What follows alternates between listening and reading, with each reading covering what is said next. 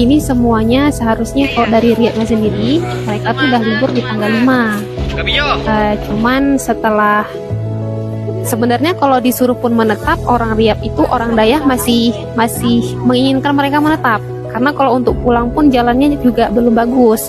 Cuman karena ikatan batin antara orang tua dan anak, sebisa mungkin kami bawa anak-anak itu untuk bertemu dengan orang tua. 25 santri. Tadi juga ada ustadz-ustadznya yang memang mengantar, cuman sampai Tengah Besi aja, karena mereka akan harus balik lagi ke Banda Aceh. Khawatir kalau misalnya mereka mengantar sampai sini, mereka akan bermalam nanti di jalan yang memang cukup parah gitu.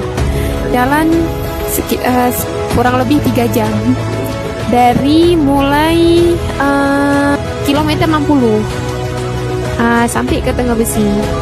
Dari situ ada beberapa wali yang udah sampai ke Tengah Besi, alhamdulillah. Dan tapi kesepakatannya untuk dijemput awal itu di kantor bupati. Jadi disinilah berkumpul semuanya, alhamdulillah. Dan ini tinggal beberapa santri yang masih menunggu wali untuk dijemput. Alhamdulillah sehat walafiat. Karena walaupun capek, ketika kebahagiaan untuk bertemu dengan orang tua lebih besar, rasa sakit itu udah hilang lagi gitu. Ya, ini perjuangan. Mungkin yang belum pulang itulah tinggal kami lagi yang di pesantren. Itulah semuanya ada sekitar 25 Pak. Ada 25. Yang lain insya Allah akan pulang di hari Rabu pakai pesawat Susi. Itu langsung terbang ke Belangkajeren. Mungkin sebesar apapun bencana, bukan keluh yang paling utama, tapi tetap bersyukur karena kesehatan itu paling penting. Rasa syukur itu yang akan membuat kita terus kuat.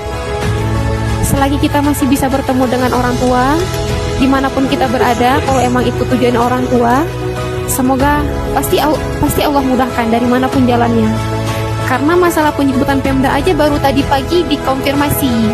Yang awalnya kami sudah gimana nanti wali jauh kali untuk jemput ke Tengah Besi, tapi karena niatnya untuk orang tua, insya Allah dipermudah semua.